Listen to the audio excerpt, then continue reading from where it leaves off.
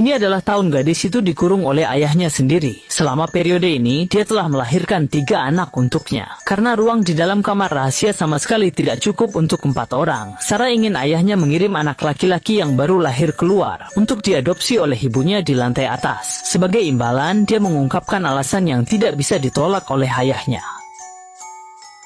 Seandainya saya tidak menghabiskan begitu banyak waktu merawatnya, saya akan punya lebih banyak waktu untuk merawatnya. Keesokan harinya, suara tangisan bayi terdengar. Setelah membuka pintu, Ibu Sarah melihat anak di dalam kereta dorong di luar pintu. Di dalamnya ada catatan yang ditulis oleh putrinya. Putrinya memberitahu ibunya bahwa dia baik-baik saja, tetapi karena masalah ekonomi, dia terpaksa menyerahkan bayi yang baru lahir kepada ibunya untuk diasuh. Mendengar kabar bahwa putrinya masih hidup, sang ibu menangis bahagia. Pada saat itu, Lautang juga keluar, berpura-pura terkejut, tanpa menyadari bahwa semua ini sudah diatur olehnya. Setelah istrinya masuk ke dalam rumah, Lautang menemukan catatan minta tolong dari Sarah di bawah anak itu. Kembali ke ruang bawah tanah, dia memarahi Sarah karena bermain trik kecil padanya, lalu tanpa berkata-kata, melemparkan pakaian seksi padanya. Terhadap hal ini, Sarah juga sudah terbiasa. Bertahun-tahun kemudian, putrinya tumbuh menjadi gadis yang anggun. Melihat sosok putrinya yang menawan, Olseng kembali memiliki niat buruk. Datang ke sini. Melihat pemandangan ini, Sarah segera memanggil putrinya karena dia sangat tahu sifat ayahnya. Kamu tidak bisa mendekatinya. Tolong biarkan dia sendiri. Untuk menghukum mereka, Lautang kembali mematikan saklar listrik di ruang rahasia, lalu menghentikan sistem ventilasi, membuat mereka kesulitan bernapas dan hanya bisa meringkuk di dekat kipas angin. Dia bertanya kepada ibunya, berapa lama lagi hari-hari terkurung ini akan berlangsung? Sarah menenangkan putrinya dengan mengatakan bahwa dia sudah memikirkan cara. Karena hujan tahun ini meningkat, menyebabkan ruang bawah tanah mulai bocor. Melihat ini, Sarah tiba-tiba merasa bersemangat. Ini berarti mereka bisa menggali ke atas untuk meminta bantuan. Dengan cepat, Sarah menggali keluar jeruji besi yang terbuka di luar. Lalu dia mengulurkan senter keluar. Dan pemandangan ini kebetulan dilihat oleh pria botak yang sedang berjalan-jalan dengan anjingnya. Melihat cahaya yang berkedip-kedip di depan, pria itu mengetuk pintu rumah Sarah dan memberitahu Lautang tentang apa yang dilihatnya. Setelah mengetahui perilaku putrinya, dengan marah Lautang masuk ke dalam ruang rahasia, lalu meninju wajah Sarah. Saat itu, dia seperti orang gila menendang putrinya yang sedang hamil. Untungnya anak itu lahir tepat waktu sehingga menghentikan tindakannya yang kejam. Karena perutnya mengalami cedera parah, darah segar mengalir dari bagian bawah tubuh Sarah. Dalam tangisan dan ratapan, anak keempat mereka baru lahir langsung meninggal. Hari itu, Lautang kembali ke ruang rahasia. Sarah bertanya bagaimana keadaan anak laki-laki yang diasuh oleh ibunya.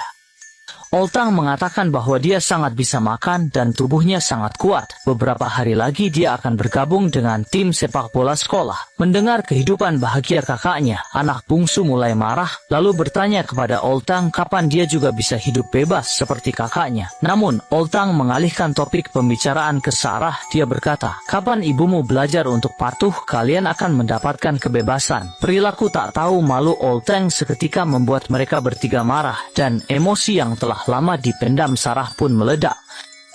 Melihat ibu mereka tiba-tiba kehilangan akal, kedua anak itu juga ketakutan dan terdiam di tempat. Mereka tidak lagi menyalahkan ibu mereka, melainkan dengan patuh membereskan barang-barang yang terjatuh. Mereka juga mengerti, ibu mereka hanya ingin melindungi mereka, sehingga selalu mengalah. Dan kali ini Sarah secara resmi mengakui segalanya kepada anak-anaknya. Dia mengatakan bahwa Oltang sebenarnya adalah kakek mereka, dan dirinya adalah putrinya.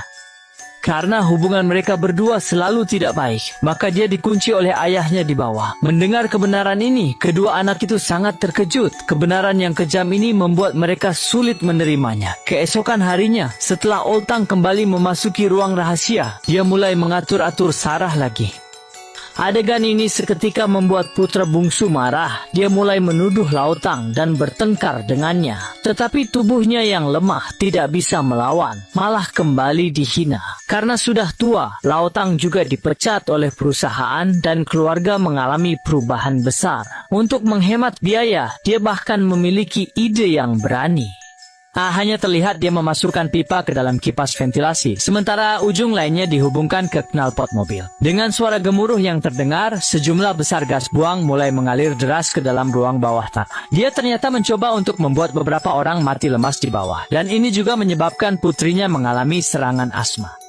Melihat putrinya hampir kehilangan nyawa, Sarah meminta Lautang segera membawanya ke rumah sakit. Mungkin karena alasan darah daging sendiri, akhirnya Lautang setelah mendapatkan jaminan dari Sarah, membawa mereka keluar dari ruang rahasia. Setelah keluar, Sarah merasa linglung, perasaan yang familiar langsung menyapu pikirannya, tetapi putrinya sudah dalam bahaya kritis. Mereka dengan cepat membawanya ke rumah sakit. Setelah diselamatkan oleh dokter, putrinya akhirnya lepas dari bahaya.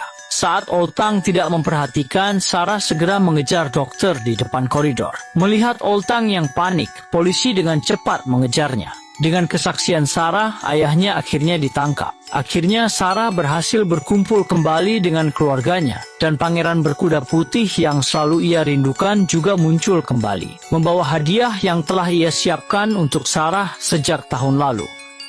Melihat hadiah itu, pada saat itu Sarah merasa semuanya sudah terlambat. Hanya dengan kerinduan terhadap pacarnya yang membuatnya bertahan hingga sekarang. Keduanya mengendarai sepeda motor kembali melaju di jalan raya, seolah-olah waktu kembali ke bertahun-tahun yang lalu.